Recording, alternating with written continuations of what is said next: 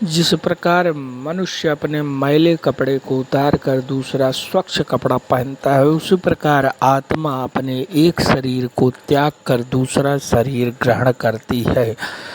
सुनिए डॉक्टर श्याम सुंदर पराशर जी की यह अनमोल कथा आज की। इस कथा में आप लोगों को नरकों के बारे में बताया गया है, जिसमें यह बताया गया है कि जिस प्रकार धोबी घाट पर कपड़ों की कुटाई और धुनाई होती है, उसी प्रकार से जीवात्मा की भी जो इतने भी पाप रूपी गंदगी इनके ऊपर लगी है, सबकी धुलाई नरकों में होती है। जो भी भगवान करते हैं अच्छा करते हैं, क्योंकि सब भगवान की ही संतान है। भगवान अपने संतान के साथ कभी बुरा नहीं करते हैं। इसीलिए इस कथा को प्रेम से सुनिए और बहुत ही प्रेम से बोलिए, मन लगाकर श्री राधे राधे। अब सफाई तो करनी पड़ेगी। उत्तम तरीका यह है कि बढ़िया साबुन लो, घर में ही कपड़ा साफ कर लो। आपका कपड़ा है, प्यार से धोगे साफ हो जाएगा। पर धोबी घाट में चला तो जाएगा, क्योंकि आपके पास फुर्सत नहीं है कपड़े की सफाई की, तो फिर धोबी घाट बनाना पड़ा। धोबी घाट में कपड़े की धुलाई तो होती है, पर कपड़े की धुनाई भी खूब होती है। धोबी कपड़े पर दया थोड़ी करता है, वो तो कुटने से कूटता है। आप अपने कपड़े को जितने ढंग से प्यार से धोगे, वो धोबी थोड़ी धोएगा, तो जम के धुलाई करेगा। इसलिए उत्तम तो यह है कि पाप का दाग आपके जीवन के वस्त्र में, ये शरीर वस्त्र ही तो है। वासांसी जीर्णानि यथा विहाय, गीता में भगवान ने इसको वस्त्र ही तो कहा है। नवानि गृह्णाति नरो पराणि, कपड़ा फट गया, जीर्ण शीर्ण हो गया, उतार के फेंक दो, नया कपड़ा खरीद के पहन लो दिवाली पर।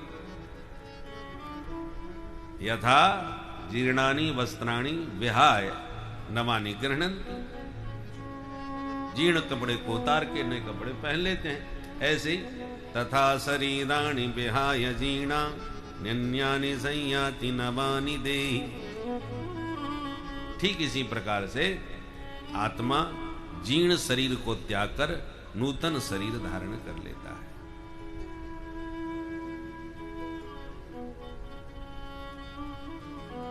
बहुतों को अपने कपड़े से इतना प्यार हो जाता है कि भले ही फट जाए तो सिल के पहनते रहेंगे, छोड़ने का मन नहीं होता।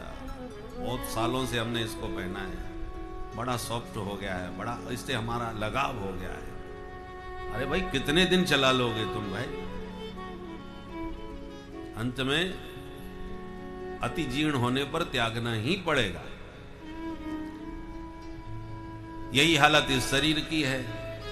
बढ़िया च्यवनप्राश खाए के, अनुलोम विलोम कपाल भाती करके, इसको चमका करके आप थोड़ा 2-4 साल और ज्यादा खींच लो, 10-5 साल और खींच लोगे, परंतु ये शरीर अंत में अंगम गलितम पलितम मुंडम दसन विहीनम जातम तुंडम, शरीर की हालत तो जीर्ण शीर्ण होनी ही है। अति जीर्ण हो जाए तो फिर इसको ज्यादा रगड़ने की, घसीटने की जरूरत नहीं है। पुराने कपड़े को त्यागो और बढ़िया सा नया कपड़ा धारण कर लो। तो ये वस्त्र ही है शरीर। अब जब ये वस्त्र है तो इसमें दाग धब्बे पाप के लगे ही जाते हैं, कितना भी बचो। आजकल हवा पानी ही ऐसी चल रही है कि बच ही नहीं पाओगे आप। तो क्या करें?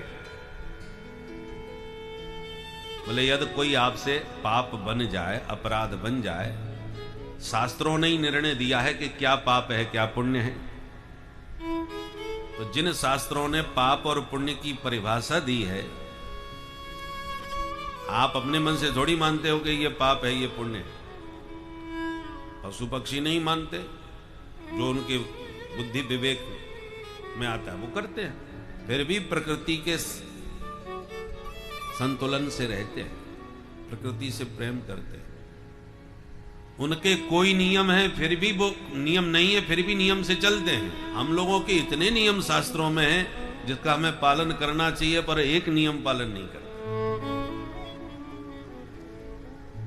ये चिड़ियाओं को जगाने सवेरे ब्रह्म मुहूर्त में कौन जाता है? जहां ब्रह्म मुहूर्त हुआ उन्हें पता चल जाता है सवेरा हो गया, 4 बजे से उड़ने लगती हैं, आवाज करने लगती हैं, उनकी मधुर कलरव ध्वनि सुनाई पड़ने लगती है। न तो कोई उन्हें जगाने जाता है, न जरूरत है, वो चाहे तो आराम से सोए, परंतु फिर भी समय पर जाग जाती है। जहां सूर्यास्त हुआ कलरव अपने आप शांत हो जाता है, अपने अपने घर में घुस जाती है। सोने का जागने का उनका समय है, हम लोगों का ही समय गायब हो गया। रात को 12-1 बजे तक जग रहे हैं, सुबह 10-10, 11-11 बजे तक सो रहे हैं। हम लोगों का कोई नियम नहीं।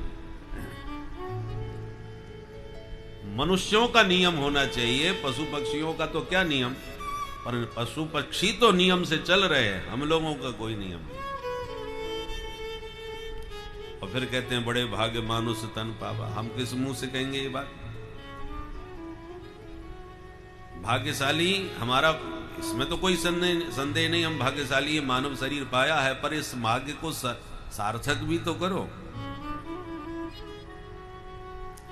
तो पाप का दाग लग ही गया कोई, तो प्रायश्चित का साबुन लगा लो। शास्त्रों ने बताया ये पाप है, अब तुमने कर दिया तो शास्त्र ये भी बता रहे हैं इस पाप का ये प्रायश्चित है, तो शास्त्र विहित प्रायश्चित कर लो, दाग साफ हो गया।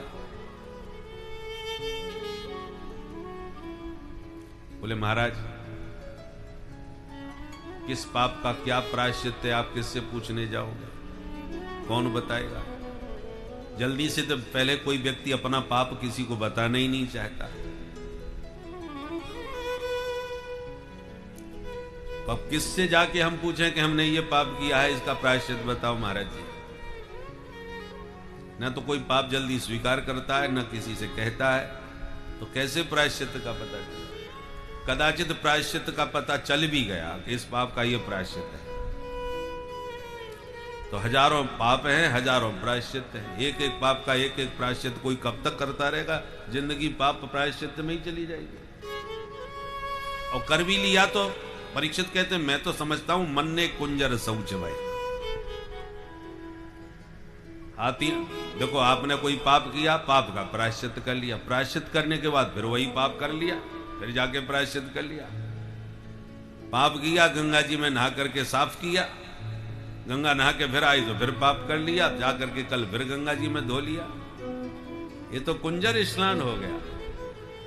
हाथी को रगड़ रगड़ के आप गंगा जी में नवाओ, साफ हो जाएगा, चमक जाएगा।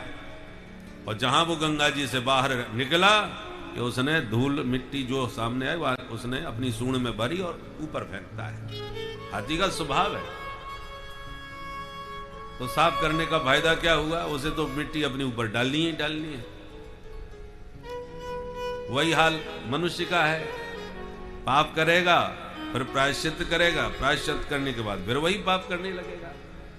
तो मन ने कुंजर शौचवत, ये तो हाथी का स्नान हो गया।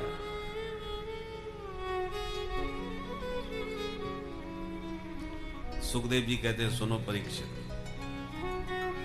ज्यादा प्रायश्चितों के चक्कर में न पड़ो, हम एक बढ़िया साबुन ऐसा बता देते हैं जिससे सारे दाग धब्बे साफ हो जाते हैं। बोलो राधे राधे। ऐसा साबुन है जो प्रायश्चित है, जो केवल पाप को ही नहीं धोता, पाप की प्रवृत्ति को ही साफ कर देता है। ऐसा कौन सा साबुन है?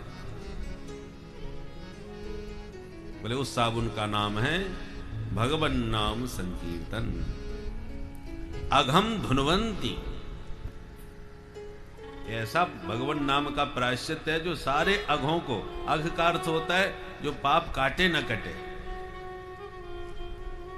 पाप और अघ हर शब्द में कोई ना कोई विशेषता होती है।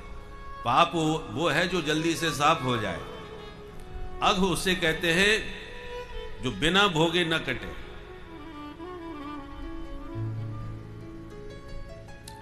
परंतु भगवन नाम का ये प्रताप है कि अघम धुनवंती का स्नेह सारे अघों को साफ कर देता है।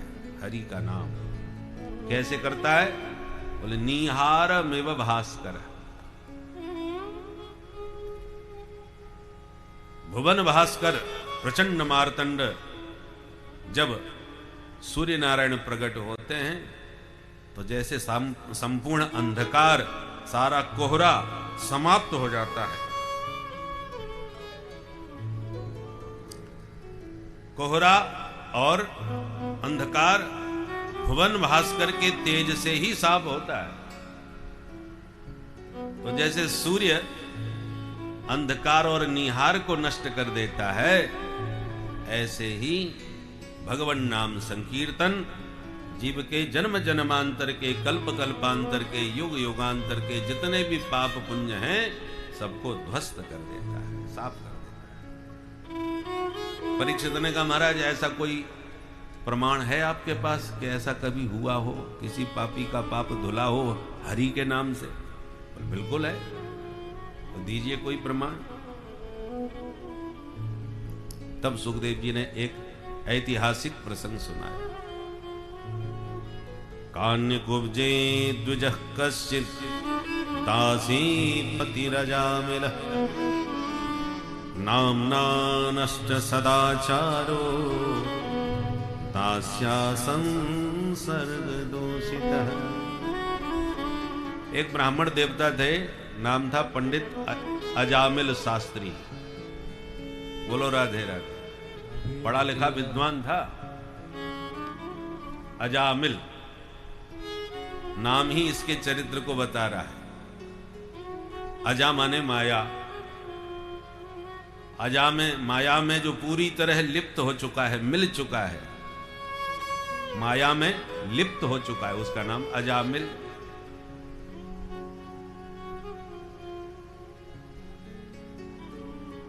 तो था तो ब्राह्मण, विद्वान, पढ़ा लिखा सब कुछ था, और दुर्दैव से एक बार वन में समिधा चयन करने पहुंचा।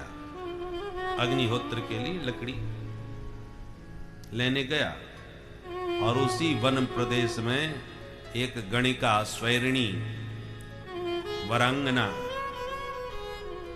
किसी पुरुष के साथ वन विहार कर रही थी। परम सुंदरी थी। जो इसने उसका रूप देखा तो ऐसा दीवाना हुआ महाराज कि उसकी सुंदरता पर मुग्ध होकर के उसी का पीछा करते करते उसके घर पहुंच गया, और अपनी पत्नी, पुत्र, परिवार, परिजन सबका परित्याग कर दिया, सबको त्याग दिया, और उसी का दीवाना बन के उसके साथ रहने लग गया। कई संतानें हुई।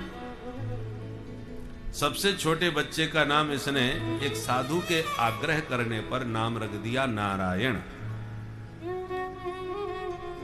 स्वभावतः सबसे छोटे बच्चे से अधिक स्नेह होता है, तो नारायण पुत्र से इसकी इतनी प्रीति हो गई कि हर बात में उसी को पुकारता है। बेटा नारायण चलो भोजन करो, बेटा नारायण चलो घूमने चलो, हर बात में नारायण बेटा, नारायण बेटा। इसी बहाने हरि का भजन होने लगा। साधुओं के पास बड़ी युक्ति होती है, युक्ति से ही मुक्ति देते हैं। किसी महात्मा ने समझ लिया ये भजन तो कभी करेगा नहीं, तो युक्ति पूर्वक उसके बच्चे का ही नाम नारायण रखवा दिया। बच्चों का नाम बढ़िया ठाकुर जी के नाम पर हो तो वैसे तो आप भगवान का भजन न कर सको तो कम से कम बेटे के नाम के बहाने तो प्रभु का नाम पुकार लो। पहले बहुत अच्छे अच्छे नाम रखे जाते थे। आजकल तो ऐसे ऐसे विचित्र नाम होते हैं कि जिनका कोई मतलब ही समझ में नहीं आता।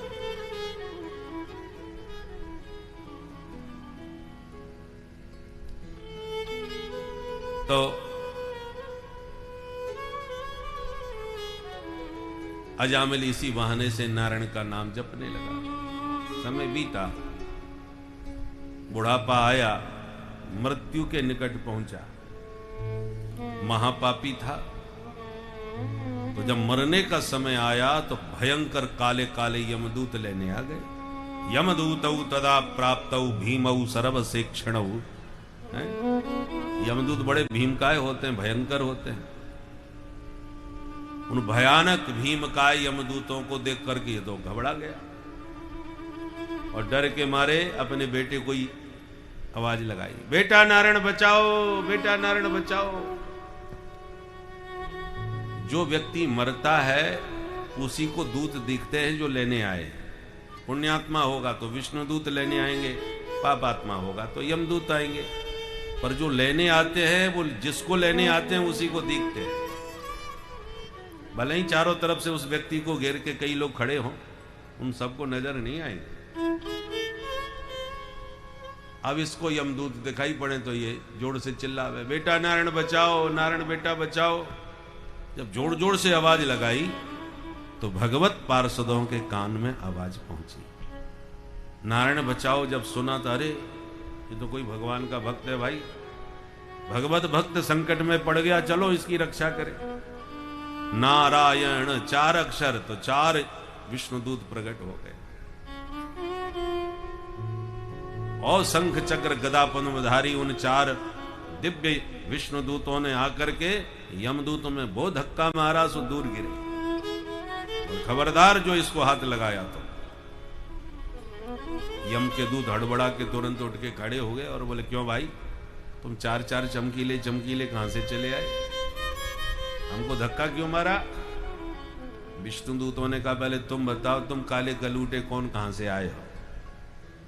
बोले, हमको नहीं जानते, ऐसा कौन है जो हमसे अपरिचित हो? हम यमराज के दूत हैं, पापियों को पकड़ने का काम करते हैं। नंबर 1 का महापापी ब्राह्मण कुल में जन्म लेकर के भी घोर पतित हो गया।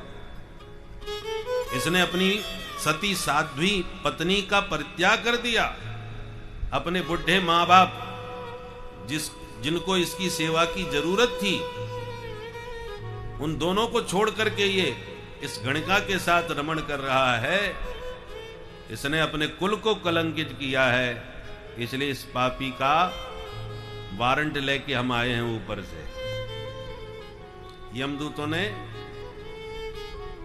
इसको पकड़ने का महाराज यमराज ने हमको निर्देश दिया है, और जब वारंट हमारे हाथ में है, इसलिए अब हमको कोई रोक नहीं सकता। इसको पकड़ के ले जाएंगे, इसकी बुद्धि ठिकाने लगाएंगे। विष्णु दूतों ने कहा, सुनो, तुम बात तो ठीक ही कह रहे हो, ये पापी है, पर तुमने अभी हमारे प्रभु के नाम की महिमा नहीं जानी है। हरि के नाम में वो चमत्कार है कि कोई कैसे भी एक बार अपनी वाणी से, विशेषकर मरते समय यदि ले ले तो अघम धनुवंती, सारे उसके अघ समाप्त हो जाते हैं। इसने मृत्यु काल में अंतिम क्षण में हरि का नाम स्पष्ट पुकारा है, नारायण बचाओ, इसलिए अब ये पापी नहीं रहा। यमदूतों ने कहा, सुनो, आपको भ्रम हो रहा है, ये आपके नारायण को जानता भी नहीं होगा। इसके बच्चे का नाम नारायण है और ये उसी को बुला रहा है। विष्णु दूतों ने कहा, सुनो, एक बात कान खोल के समझ लो कि वस्तु शक्ति ज्ञान की अपेक्षा नहीं रखती।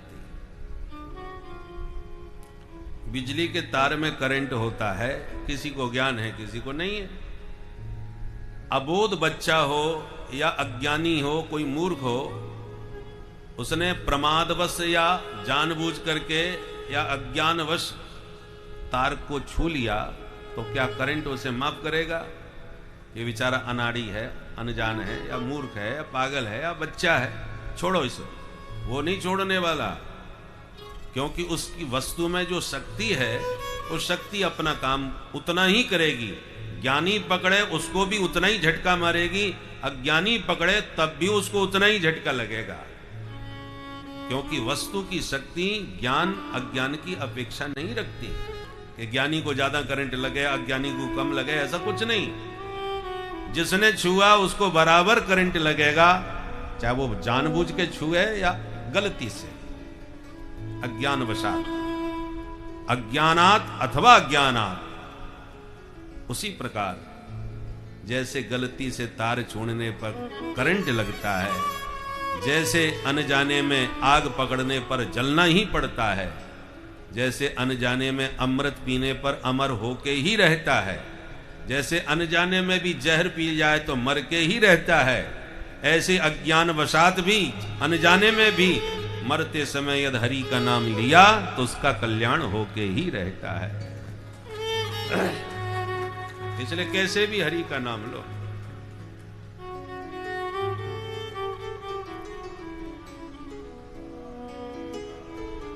भाय को भाय अनख आलस हो, भाय को भाय अनख आलस हो, भाय को भाय अनख आलस हो, भाय को भाय अनख आलस हो।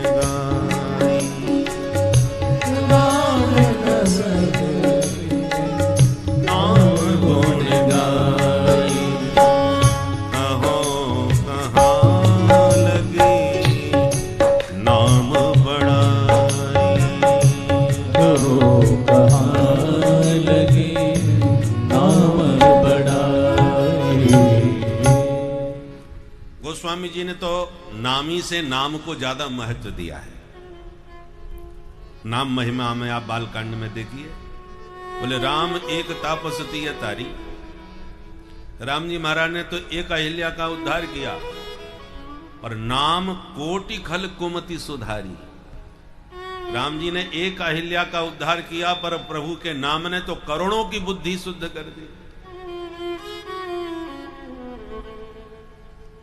राम जी ने समुद्र पार करने के लिए कितना परिश्रम किया, सेतु बंधन करवाया, बानर भालुओं ने इतना पसीना बहाया, पहाड़ों को लाला करके पुल बनाया, तब जाकर के समुद्र को पार कर पाए। और उनके नाम ने, वो नाम लेत भव सिंधु सुखाई, नाम लेते ही भव सिंधु ही पूरा सूख जाता है। नाम लेत भव सिंधु सुखाई, करो विचार सुजन मन माही। और सज्जन लोग, बुद्धिमान लोग अपने मन से खुद ही विचार कर लें, नाम बड़ा कि नामी। बोलो राधे राधे। एक बार तीर्थराज प्रयाग में माघ मेला में हम थे, सत्य घटना सुना रहे हैं। तो माघ मेला से सीधे जगन्नाथपुरी में पूरी पीठाधीश्वर शंकराचार्य जी महाराज के मठ में कथा होनी थी। माघ के तुरंत बाद कराने वाले दिल्ली के थे। पुरानी बात है, उस समय मोबाइल नहीं चलते थे, टेलीफोन चालू हो गए थे। तो टेलीफोन पे ही सारी बातें हुई आयोजकों से। तारीख हमने दे दी, निश्चित कर दिया। हमने कहा हम अपने हिसाब से मठ में पहुंच जाएंगे, प्रयागराज से सीधे, आप अपने हिसाब से पहुंच जाएंगे। सारी बातें निश्चित हो गई, कार्यक्रम निश्चित। और जैसे ही माघ मेला में से हम कार्यक्रम संपन्न करके पुरुषोत्तम एक्सप्रेस में जाकर के बैठ गए। तो जब बैठने के लिए ट्रेन में घुसे तो उसी डिब्बे में दिल्ली से जो आयोजक थे हमारे, जो कराने वाले थे, वो भी सब बैठे थे। 300 लोग थे। एसी रिजर्वेशन पूरा उनका डिब्बा भरा हुआ था, उन्हीं से भरा था, दूसरा कोई था ही नहीं। केवल हम ही 3 सदस्य थे, हम, हमारी माता जी और एक हमारे साथ में हमारा भतीजा था। कलाकारों का दूसरा कोच था। तो जब हम अपने वर्थ पर टिकट के आधार पर पहुंचे तो वहां पर वही श्रीमान सब बैठे थे, विशेषकर मुख्य परीक्षित जो आयोजक थे वही सब बैठे थे, पर ना उन्होंने हमको कभी देखा ना हमने उनको कभी देखा। बात तो टेलीफोन पर हुई थी। तो हमने टिकट दिखाते हुए कहा, श्रीमान जी ये वर्थ हमारी है, देखो रिजर्वेशन हमारा है, आप इसे खाली करो तो हम बैठे। हमारी उम्र कम थी और जितने बैठे थे वो सब वयोवृद्ध थे आयोजक।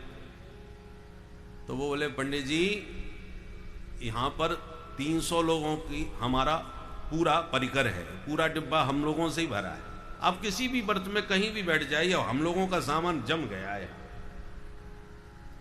हमने कहा, श्रीमान जी आपका सामान जम गया है तो आप जमे रहिए, पर हमको कोई सीट खाली करके दीजिए, कोई दूसरी दे दीजिए, हम वहां बैठ जाएंगे। आप वो बैठे बैठे हमको तो प्रवचन दें, स्वयं खड़े ना हो गए। अरे महाराज देख लो इतना बड़ा डिब्बा है, कहीं ना कोई ना कोई कहीं बैठ जाइए, जहां आपको खाली दिखे वहां बैठ जाओ। अब खाली दिखे ही नहीं कहीं, वो दिल्ली से आ रहे थे। बड़ी देर हो गई भाई बहस करते करते। तो हमारा जो भतीजा था उसने एक को हाथ पकड़ के उठाया, बोले जल्दी उठिए, बैठे बैठे आप प्रवचन दे रहे हो। उन्होंने थोड़ा ऊंची आवाज में बात करी। तो बोले, क्यों भाई, हम बड़े बुजुर्ग लोग बैठे हैं, अब हमको तुम ऐसे उठा रहे हो। हमने कि वैसे अशिष्टता तो आप ही कर रहे हो, वर्थ हमारी है, न तो हमारी वर्थ खाली कर रहे हो, न अपनी कोई वर्थ हमें खाली बता रहे हो। तो अब क्या करें भाई, आपको स्वयं विचार करना चाहिए। इतने में एक जो हमारा कलाकार था सितार वादक, तो वो स्टेशन पर घूम रहे थे, तो एक दरोगा जी परिचित के मिल गए। उन्होंने पूछा कि आप तो पारासर जी के साथ रहते हो? बोले हाँ हाँ। कहाँ है पारासर जी? बोले ट्रेन में है। अच्छा तो जरा मिलवा दो, हम प्रणाम कर लें। बोले चलो। तो वो दरोगा जी को लेके हमारे पास आया। हमारी इधर उनसे बहस चल रही थी, हम खड़े थे, वो सब बैठे थे। अब वो जब दरोगा जी को लेके पहुंचा, दरोगा जी ने आके हमको प्रणाम किया। तो हम तो उलझन में थे, हम मन में ये सोच रहे ये 300 है, हम 3 हैं, लड़ाई करना भी ठीक नहीं भाई, लंबा सफर है, झगड़ना ठीक नहीं, तो हम झगड़ा भी नहीं करना चाह रहे थे। तो मन थोड़ा परेशान था कि यार ऐसे कैसे इतना लंबा सफर कटेगा भाई। तो अब पुलिस वाले थे, दरोगा जी तो पहचान गए कि पंडित जी कुछ परेशान से हैं। क्या बात है महाराज जी, कोई तकलीफ? नहीं तकलीफ तो कुछ नहीं है, हमारा टिकट तो कंफर्म है, परंतु ये श्रीमान जी उठे ही नहीं रहे। अब उन्होंने अपनी भाषा में बात करी, फिर कड़क कर। अब वो भी दिल्ली वाले थे महाराज, और इतने जितना समूह ज्यादा होता है ना तो जोश कुछ ज्यादा ही होता है। कोई उठने को तैयार नहीं। दरोगा जी ने अपनी भाषा में उनको डांट करने की कोशिश करी, फिर भी नहीं उठे महाराज, और फिर भी वही समझाते रहे जो हमको समझा रहे थे। तो हमारे जो कलाकार थे पाठक जी, उन्होंने कहा, सुनो तुम्हें पता नहीं है कितने बड़े व्यास हैं, और तुम इस प्रकार से जो वो अपने ही वर्थ के लिए तुमसे खाली करने को कह रहे हैं, और तुम उनको जब से वो खड़े हैं और तुम खड़े नहीं हो रहे, अपने उनके वर्थ खाली नहीं कर रहे। उन्होंने भी जरा, अब चूंकि दरोगा जी साथ में थे तो उनको भी थोड़ा जोश था, उन्होंने भी जोश में कही। तो जो आयोजक थे उन्होंने कहा, साहब हम भी कोई फालतू लोग नहीं है, अरे गहरे नहीं है, हम भी भागवत कराने ही जा रहे हैं, हमारे यहाँ भी वृंदावन के बहुत अच्छे व्यास जी आ रहे हैं। अच्छा कहाँ जा रहे हैं आप लोग? बोले हम जगन्नाथपुरी जा रहे हैं, शंकराचार्य जी के मठ में हमारी कथा होगी, वृंदावन के बहुत बड़े व्यास आ रहे हैं। अब हम बड़े परेशान हुए, भाई वहां तो हम जा रहे हैं। तो पाठक जी ने कहा, आप वहां मठ में कथा कराएंगे? बोले हाँ, मठ में तो हम लोग जा रहे हैं, आपके यहाँ कौन से व्यास जी आ रहे हैं? तो अब उनको नाम सबको मालूम नहीं था।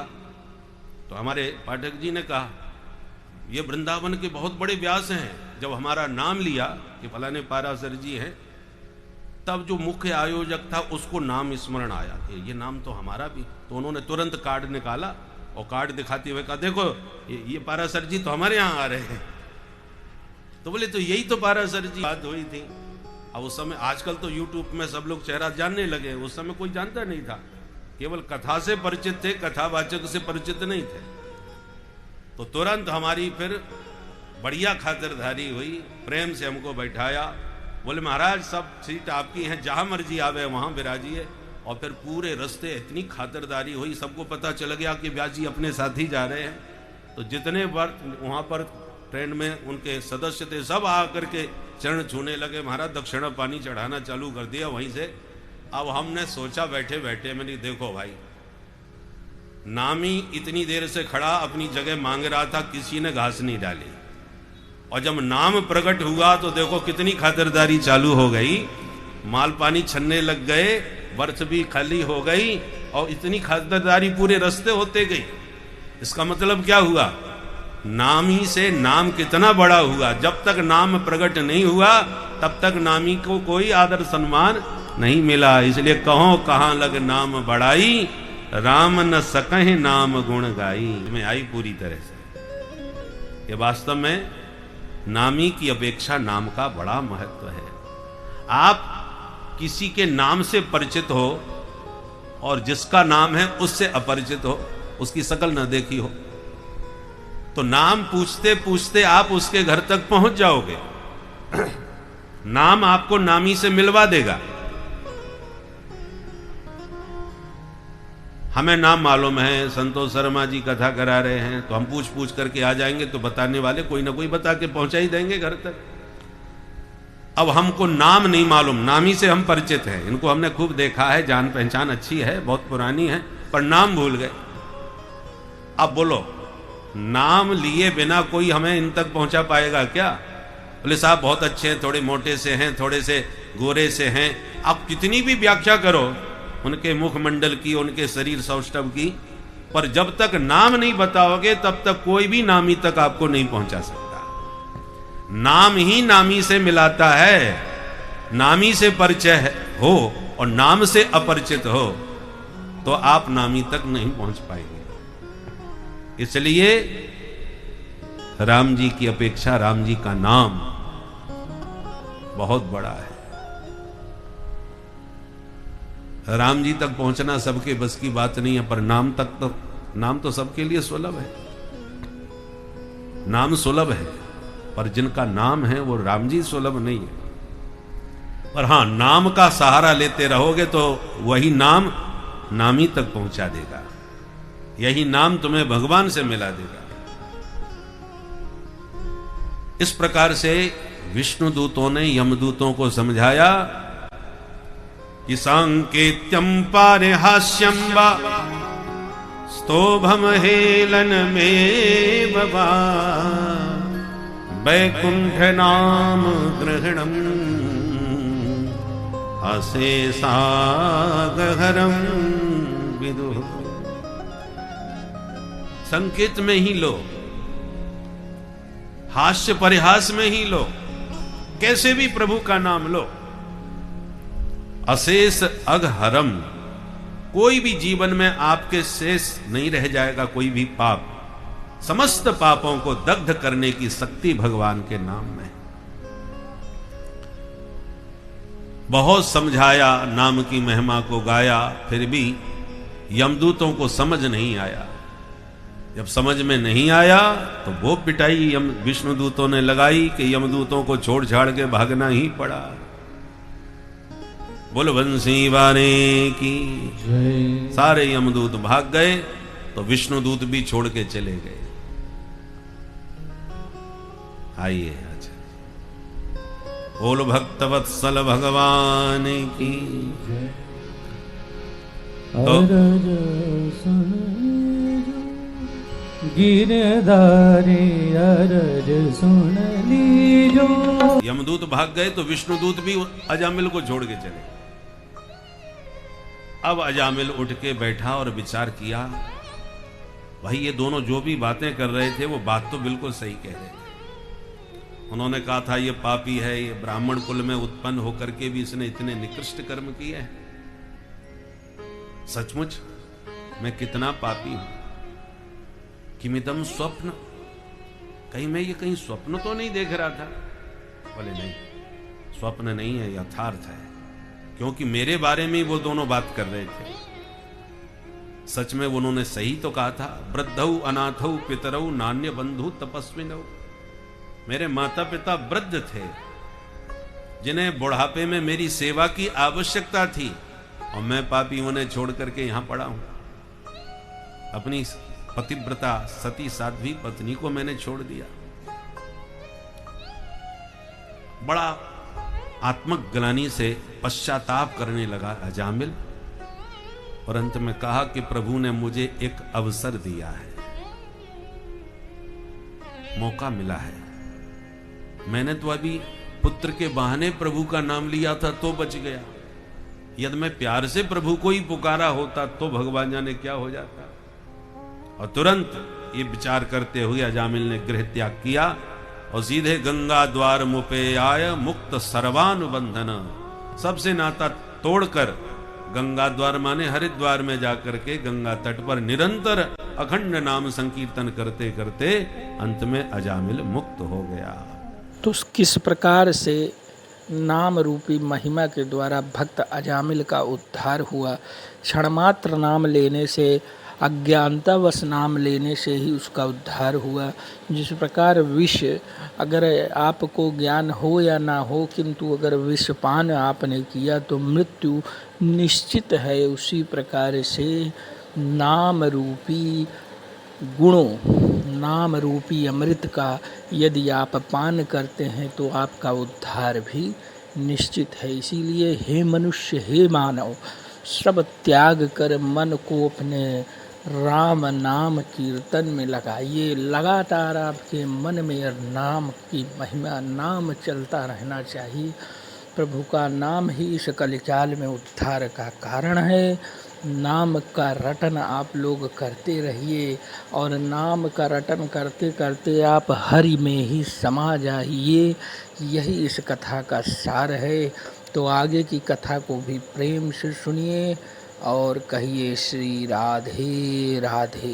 यहाँ सब नरक में पापी लोग पड़े हुए, और ये प्रभु का पावन पवित्र नाम यदि तुमने 2-4 बार लिया और उन पापियों के कान में पड़ गया तो मेरा सब कारोबार ही चौपट हो जाएगा।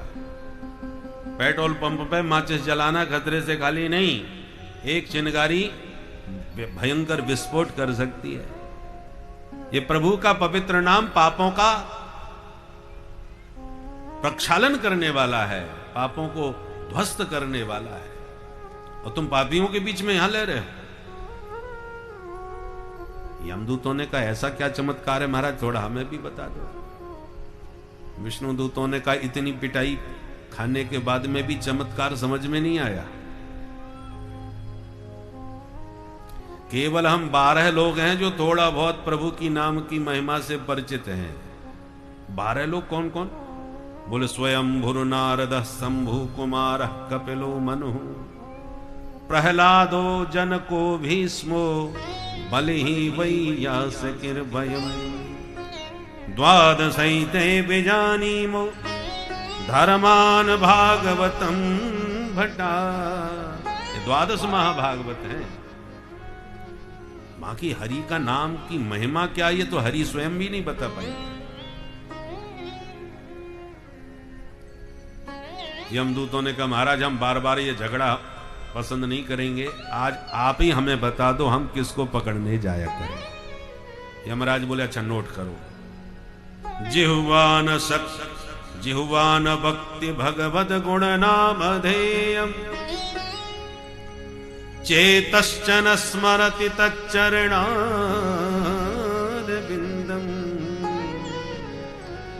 कृष्णाय नो नमति यदक्षर एकदापि तानानयध्वमसतो कृतविष्णु कृत्या। जिनके जिह्वा से हरि का नाम न निकले पकड़ के लाओ उन्हें मेरे पास। जिनका चित्त हरि के चरणों का चिंतन न करता हो पकड़ के लाओ।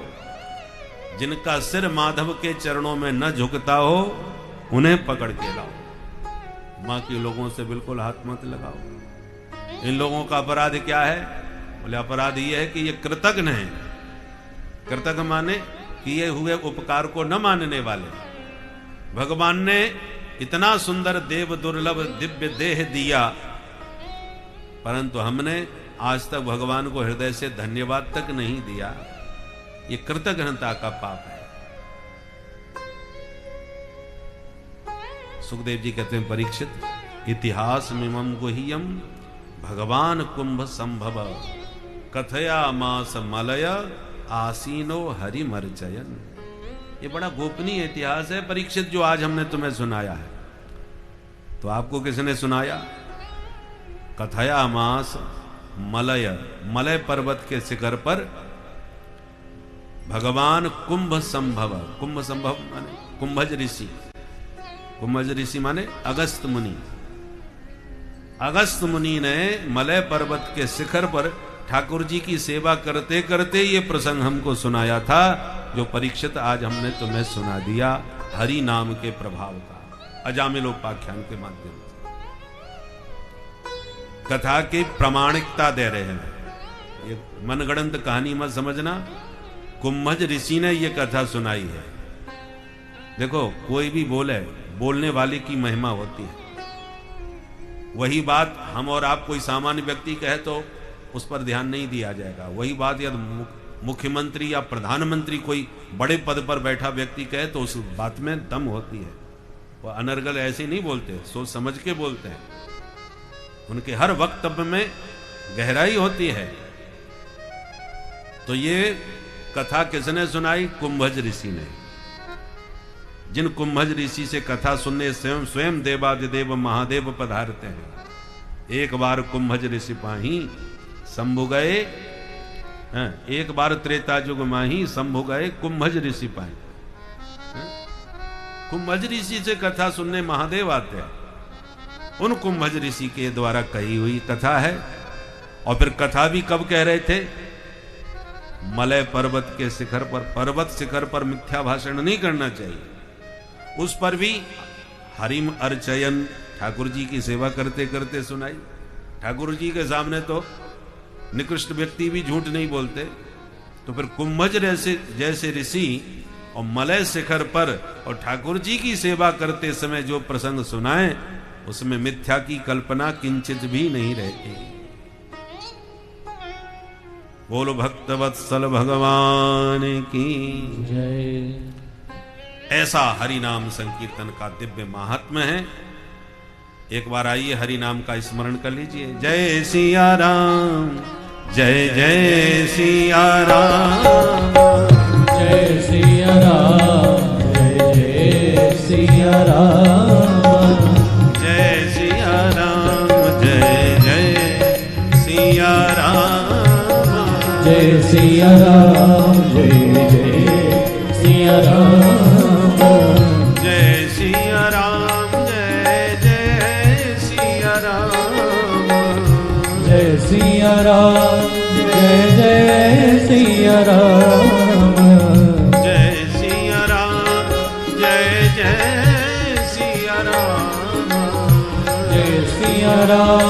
जय जय सिया राम, जय सिया राम, जय जय सिया राम, जय सिया राम, जय जय सिया राम, जय सिया राम, जय जय सिया राम, जय सिया राम, जय जय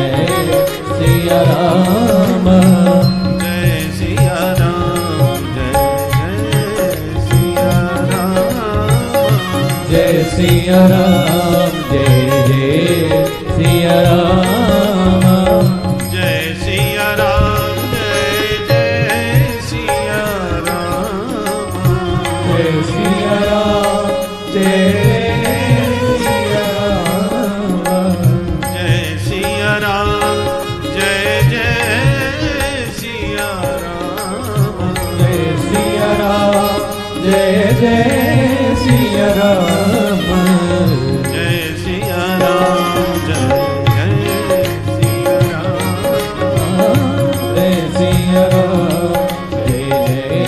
सिया राम, जय जय सिया राम, जय जय।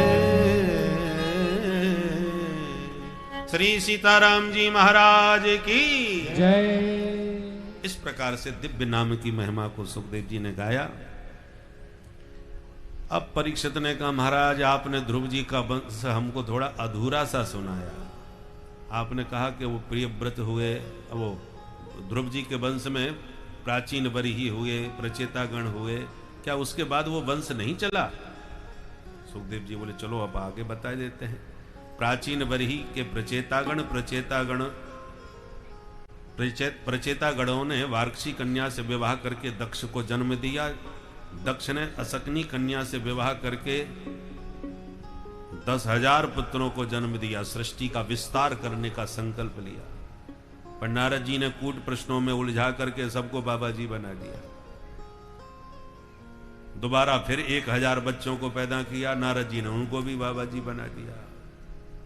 सोई नारद जी पर भयंकर क्रोध दक्ष को आ गया, खूब गालियां नारद जी को दी और अंत में शाप ही दे दिया। तस्मात् लोकेषु ते मूढ़ न भवेद भ्रमतः पदम। तुम्हारा पैर एक जगह पर टिकेगा नहीं, नारद तू ऐसी जिंदगी भर घूमता फिरेगा। नारद जी ने कहा ये तो अच्छा वरदान मिल गया, साधु को घूमते फिरते रहना चाहिए। रमता जोगी बहता पानी निर्मल रहता है। नारद जी तो चले गए और दक्ष ने अब की बार 60 बेटियों को जन्म दिया और इन्हीं से सृष्टि का विस्तार हुआ। इन 60 में से 27 चंद्रमा को ब्याह दी, अश्विनी भरणी कृतिका, ये सब उनकी पत्नियां हैं, और 13 कश्यप जी को ब्याही, दिति, अदिति, दनु, काष्टासुर, साइला, ये सब कश्यप जी की पत्नियां हैं। जो अपना गोत्र भूल गए हों वो संकल्प में कश्यप गोत्रोत्पन्न कह करके अपना संकल्प कर सकते हैं, क्योंकि सब कश्यप जी की संतान। दिति से दैत्य, अदिति से देवता, कद्रु से सर्प, विनता से गरुड़, अरुण, इस प्रकार से सब कश्यप जी की संतति है। दिति की एक बेटी थी रचना देवी, उसका विवाह त्वष्टा मुनि से हुआ तो 2 बेटा हुए उसके, विश्वरूप और सन्निवेश। विश्वरूप 3 मुख वाला बड़ा ही ब्रह्मज्ञानी था, कुछ समय के लिए देवताओं का पुरोहित भी बना, और पुरोहित बन करके विश्वरूप ने इंद्र को नारायण कवच का उपदेश दिया। 6वें स्कंद के 8वें अध्याय में नारायण कवच है। जो भी द्विजाति इस नारायण कवच का नित्य पाठ करेगा, भगवान कवच बन के सदा उसकी रक्षा करते हैं। इसलिए नारायण कवच का पाठ सबको करना चाहिए। कोई अलाय बलाय भूत बाधा आपके जीवन में नहीं आएगी यदि आप नित्य प्रति नारायण कवच का पाठ करते रहेंगे। तो महाराज नारायण कवच का पाठ, ये ज्ञान इंद्र को दिया विश्वरूप ने, पर इंद्र की शक्ति और बढ़े उसके लिए एक विशाल यज्ञ करवाया। पर ये दैत्यों की बहन के बेटा हैं तो दैत्य इनके मामा जी लगते हैं, और देवता बन गए चेला। तो आहुति हवन में देते समय चेलाओं के साथ साथ मामा जी का भी ध्यान इनको आने लगा, तो दैत्यों के नाम की भी आहुति डालने लगे। इंद्र को पता चल गया तो गुरु जी की ही गर्दन उड़ा दी, ब्रह्म हत्या लग गई, ब्रह्मज्ञानी का वध किया। इंद्र ने ब्रह्म हत्या से बचने के लिए 4 लोगों में बंटवारा कर दिया, ब्रह्म हत्या को बांट दिया। पहला भाग पृथ्वी में जो ऊसर भूमि के रूप में है, दूसरा भाग पानी में जो फैन के झाग के रूप में है, तीसरा भाग वृक्षों को जो गोंद के रूप में है, चौथा भाग स्त्रियों को जो रजोधर्म के रूप में है। तो ब्रह्म हत्याओं 4 लोगों में बांट के इंद्र तो बच गए, परंतु जब त्वष्टा मुनि को पता चला कि मेरे बेटे को गुरु बना के बाद में उसकी हत्या कर डाली, तो इंद्र शत्रोर विवर्धस्व माचरम जय विद्विषम, इंद्र को मारने वाले शत्रु को जन्म देने के लिए यज्ञ किया। मंत्र में थोड़ी त्रुटि हो गई तो वृत्तासुर पैदा हो गया। जो वृत्तासुर चला तो देवताओं में भगदड़ मच गई, इसका भयंकर रूप देख करके हाहाकार मच गया। भगवान की शरण में पहुंचे, प्रभु बचाओ। भगवान ने कहा दधीच मुनि की हड्डी से वज्र बनेगा, उसी से ये मरेगा, और कोई उपाय नहीं। और कोई महात्मा हड्डी नहीं दे सकते थे जो दधीच मुनि का ही नाम लिया। बोले बात ऐसी थी, दधीच मुनि बड़े तपस्वी तो थे ही, पर एक कारण यह भी था कि जब भगवान परशुराम जी ने आतताइयों का अंत किया तो उनके जो दिव्य आयुध थे, दुष्टों का दमन करके आयुधों का संग्रह करके उन्होंने वो सारे दिव्य आयुध, अस्त्र शस्त्र सब दधीच मुनि की कुटिया में रख दिए और बोले हम तीर्थाटन करके लौट रहे हैं, तब तक इन आयुधों का तुम ध्यान रखना किसी आतंकवादी के हाथ न लग जाए, इसलिए इसकी सुरक्षा करना। ठीक है महाराज। और परशुराम जी तो चले गए तीर्थ यात्रा में। अब आतंकवादी जितने भी असुर थे, दुष्ट थे, वो चक्कर लगाने लगे कि ये अस्त्र हमारे हाथ लग जाए। दधीच मुनि को बड़ा उलझन होने लगी कि कहीं दुष्ट कोई ले गया तो परशुराम जी को हम क्या जवाब देंगे। दुष्ट के हाथ में शक्ति जाएगी तो दूसरों को सताएगा, शक्ति ही परेशान परिपीडना है। इसलिए दुष्टों के हाथ में ये अस्त्र न चले जाएं तो मैं ऐसे कब तक इनकी रक्षा करूं, मैं भजन करूं कि इनको देखूं। अंत में महात्मा जी को ऐसी सनक सवार हुई कि उन सबको चंदन की तरह घिस घिस करके सबको पी गए, छोड़ा ही नहीं। न रहेगा बांस न बजेगी बांसुरी। सारे अस्त्र उन्होंने घिस करके पी लिए। बोले अब हमारे सब पेट में है, बोलो कोई कैसे चुरा लेगा। तो उन अस्त्रों का पान करने से इनकी हड्डियों में अपूर्व शक्ति आ गई और इसलिए भगवान ने सुझाव दिया कि दधीच मुनि की हड्डियों से ही वो वज्र बनेगा जिससे ये मर सकेगा, और कोई उपाय नहीं। दधीच मुनि से अनुनय विनय करी, महात्मा ने शरीर का दान किया, तब हड्डियों का वज्र बना। और उस वज्र को लेकर के जब वृत्तासुर के सामने इंद्र उपस्थित हुए तो वज्र में ही बिहारी जी के दर्शन वृत्तासुर को होने लगे। वज्र में संत और भगवंत की शक्ति समन्वित है। दधीच मुनि का तेज, अस्त्रों की शक्ति, भगवान का भी स्वरूप उसमें दिखाई पड़ा। तो 4 श्लोकों में वृत्तासुर ने बहुत प्यारी स्तुति रणभूमि में करी। 4 श्लोकों में धर्म, अर्थ, काम, मोक्ष का वर्णन किया। वैष्णवीय दृष्टि से पुरुषार्थ चतुष्टय का स्वरूप क्या होना चाहिए, यह वृत्तासुर ने 4 श्लोकों में बताया। बहुत प्यारी स्तुति गाई। अहम हरे तब पादैक मूल दासानुदासो भवितास्मि भूय। अहं हरे तव पादैक मूलम् दासानुदासो भवितास्मि भूय। मनः स्मरेता सुपते गुणासे गृणीत मां कर्म करोतु काय।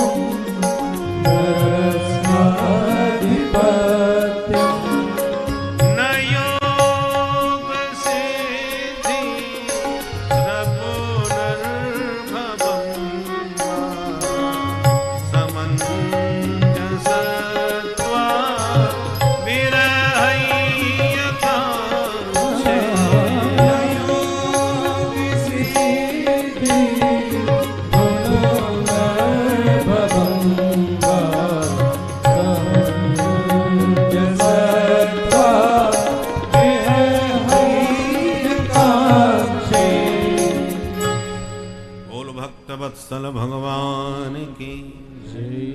वैष्णवों का धर्म क्या है? प्रथम श्लोक में वृत्तासुर कह रहे हैं, हे हरे तब पादैक मूल दासानो दासो भवितास्मि। हे श्री हरि, आपके श्री चरणों में ही जिनका चित्त निरंतर लगा रहता है, ऐसे आपके जो अनन्य दास हैं, उन दासों का ही दास मुझे बना लीजिए। आप अपना दास न बना सको तो अपने दासों का दास हमको बना लो। और दासानुदास बन के करोगे क्या? बोले मन स्मरेत, मेरा मन सदा आपका सुमिरन करे, और वाग गृणीत, वाणी सदा आपके गुण गाती रहे, और कर्म करो तु काया, काया से आपका कैंकर्य, आपकी सेवा का कर्म निरंतर करता रहो। तो वैष्णवों का धर्म क्या है? मनसा वाचा कर्मणा ठाकुर जी की सेवा करना और दासानुदास बन करके रहना, ये वैष्णव धर्म है।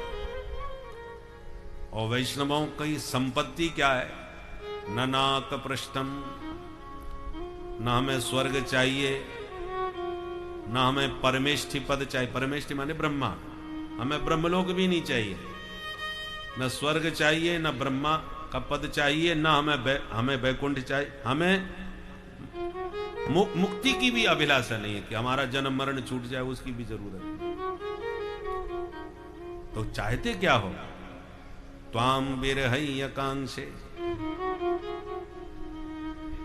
समंजसत्वा विरहई आकांक्षे। समंजस माने श्रीधर स्वामी पाद ने अर्थ किया है, हे अखिल सौभाग्य निधे, हे समस्त सौभाग्य के दाता प्रभु, संबोधन। मुझे बस आपका विरह चाहिए, आपकी याद में सदा डूबा रहूं, खोया रहूं, यही मेरी संपत्ति है। संपन्न नारायण स्मृति ही, भक्तों की संपत्ति क्या है? गोविंद की स्मृति। तो धर्म अर्थ के बाद काम, कामना क्या है? बोले आपको निरंतर याद करता रहूं, एक पल के लिए भी भूल ना पाऊं। उदाहरण दो, कैसे याद करोगे? तो 3 उदाहरण दिए।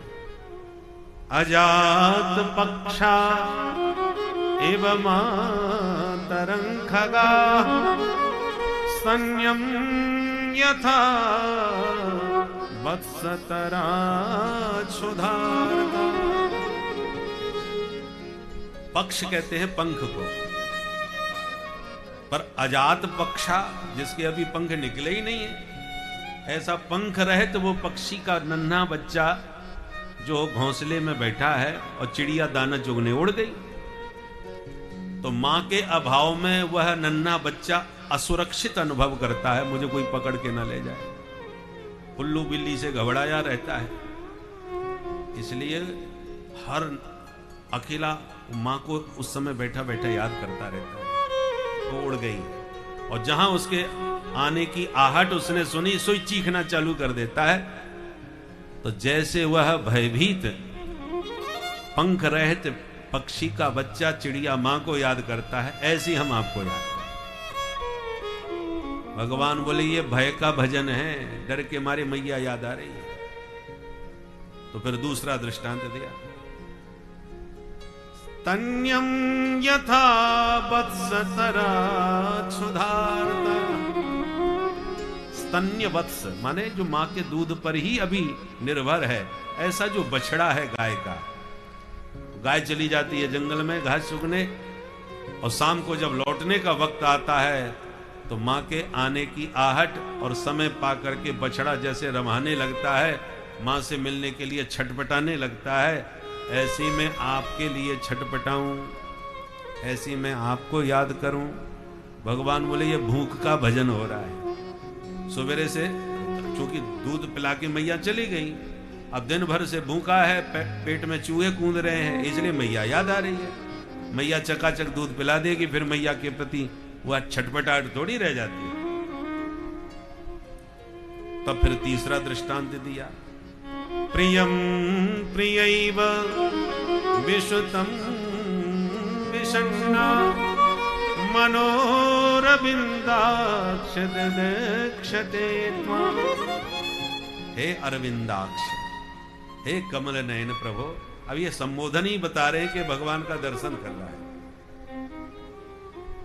हे प्रभु, जैसे परदेश गए हुए अपने प्रियतम के विप्रलंभ जब जन्य तीव्र ताप में संतप्त हुई उसकी प्राण प्रिया पत्नी घर में प्रतिपल अपने प्यारे को याद करती रहती है, ऐसे ही निरंतर मैं आपका स्मरण करता रहूं। ये दृष्टांत भगवान को सही लगा। और इसलिए गोस्वामी जी ने तो इसी भाव से मिश्रित 2 दृष्टांतों में अपनी बात कही। प्रभु मैं आपको ऐसे चाहूं, कैसे?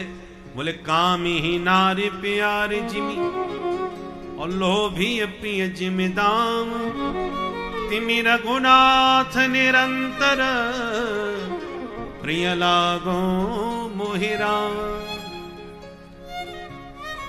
आपको पाने की उत्कंठा तो ऐसी हो जैसे कामी को कामिनी के प्रति होती है। उत्कंठा तो ऐसी चाहिए, परंतु इसमें एक समस्या है। जब कामी की कामना पूर्ण हो जाती है तो फिर वो उत्कंठा नहीं रह जाती। इसलिए दूसरा दृष्टांत देना पड़ा, लोभी प्रिय जिमि दाम। जैसे लोभी को दाम प्यारा लगता है, पैसा प्यारा लगता है। अब पैसा कितना भी उसे मिल जाए उसकी तृप्ति नहीं होती। जिम प्रतिलाभ लोभ अधिकाई, उसको तो कितना भी देते जाओ उसका तो लालच और बढ़ता चला जाता है। तो लोभी को दाम के प्रति जैसे अनुराग होता है, ऐसे ही आपको पाने पर भी आपके प्रति अनुराग ऐसे ही बना रहे जैसे लोभी का दाम में होता है।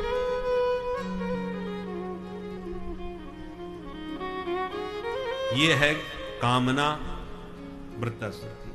और चौथा पुरुषार्थ मोक्ष है।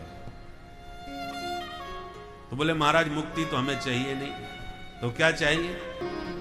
स्वासक्त चित्तस्य नाथ भूया। हे नाथ, संसार चक्रे भ्रमतस्व कर्म भी।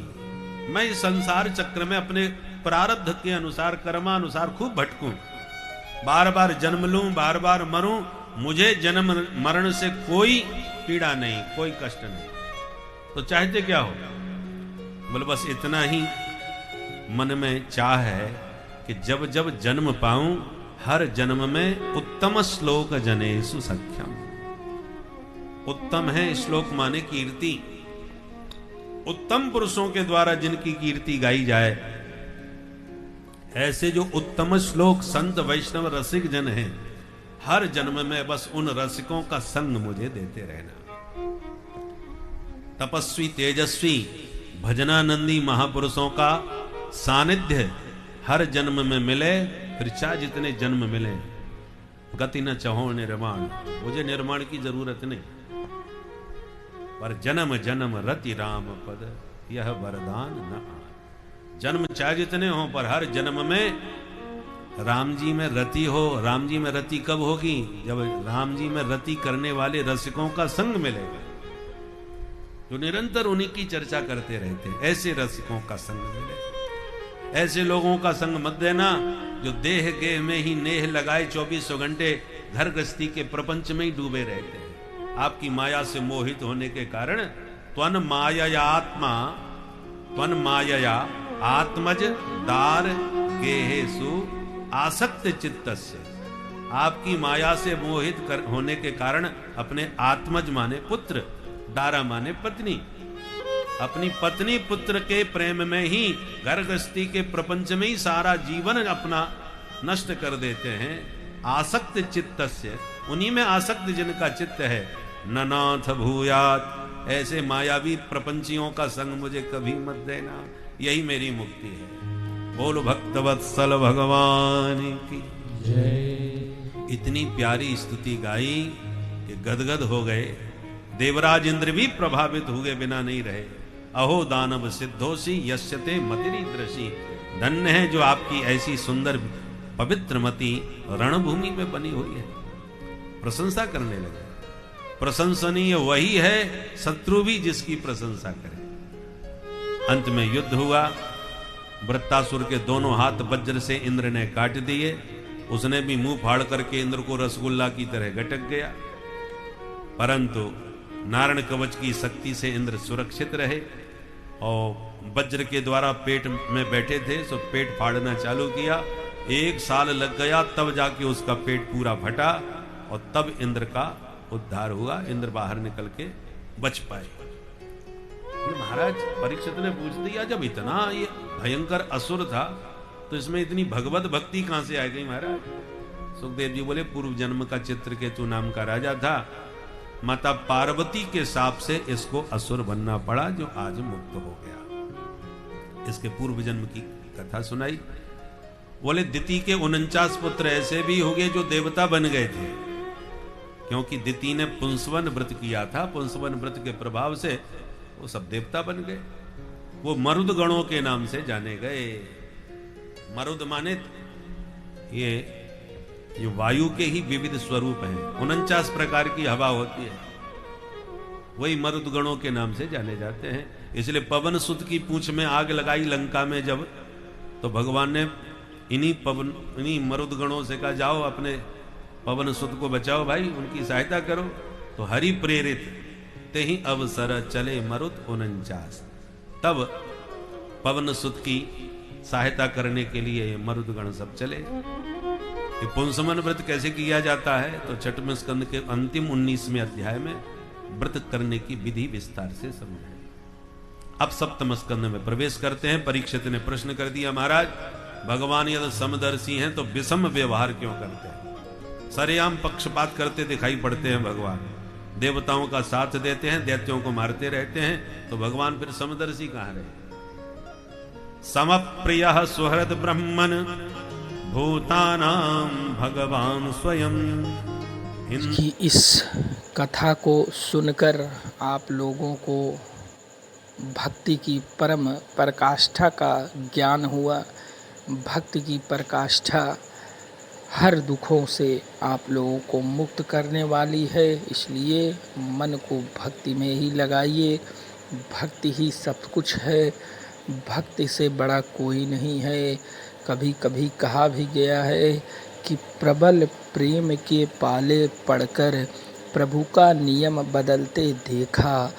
मार्कंडे जी की कथा भी आप लोगों ने सुनी ही होगी, किस प्रकार मार्कंडे ऋषि को अमरता का वरदान भक्ति के कारण ही मिला, क्योंकि भक्ति में वो शक्ति है जो काल को भी पीछे कर देती है। महाकाल भी भक्त के वश में रहते हैं। इस पावन सावन के महीने में आप लोग प्रभु शिव महादेव को जल अर्पण कर भक्ति भाव से उनके ओम नमः शिवाय मंत्र का जाप करते रहिए।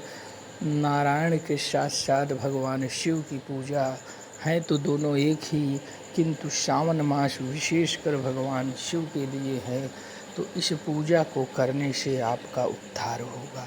तो प्रेम से बोलिए श्री राधे राधे, हर हर महादेव। तात आप जाइए और जाकर के ऊपर मेरे पिता को न बताइए कि हमारी पत्नी का हरण हो गया था, दुखी हो जाएंगे। अच्छा, तो उनको पता कैसे चलेगा? भगवान एकदम रोष में आकर के बोले, यदि मैं दाशरथी राम हूं तो रावण स्वयं सारे परिवार के साथ जाकर के मेरे पिता को बताएगा कि मैंने ऐसा पाप किया था। आपको बताने की आवश्यकता नहीं। गीधराज जटायु तुरंत बोले, 1 मिनट महाराज, थोड़ी मेरी एक शंका दूर कर दो। क्या आप कह रहे हो कि मैं जाके पिताजी को न बताऊं, इसका मतलब मैं वहीं जाने वाला हूं जहां के पिताजी गए? भगवान बोले, हां, तुम भी मेरे पिता से कम थोड़ी हो। इसलिए भगवान ने पिता का अपने निजी पिता का तो अंतिम संस्कार नहीं किया, पर पिता का पूरा स्थान गीधराज जटायु को दिया अंतिम संस्कार करके। इसलिए भगवान बोले, तुम वहीं जाओगे जहां हमारे पिताजी गए। अच्छा, तो इसका मतलब वहीं पर रावण भी आने वाला है, क्योंकि आप ही कह रहे हो रावण जा करके बताएगा उनको।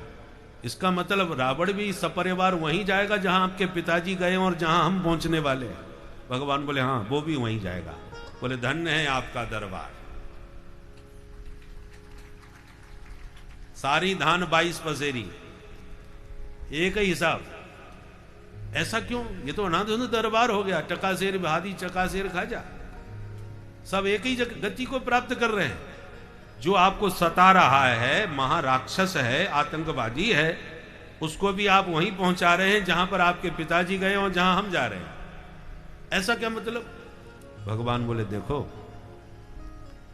कोई कैसा भी हो, जो मेरा सतत चिंतन करता है उसे मेरा ही धाम मिलता है। वो चिंतन चाहे कैसे भी माध्यम से करे। भाई मित्र को तो सब याद करते हैं, पर शत्रु कोई कम याद आता है क्या? बल्कि यूं कहा जाए कि मित्र से ज्यादा शत्रु याद आता है, उसका चिंतन ज्यादा होता है। कोई आपको कितना भी समझाए कि दुश्मनी छोड़ो, बर्बाद हो जाओगे, कुछ नहीं धरा इसमें, जो हुआ सो हो गया, छोड़ो, जाने दो इन बातों। अरे साहब ऐसे कैसे जाने दो?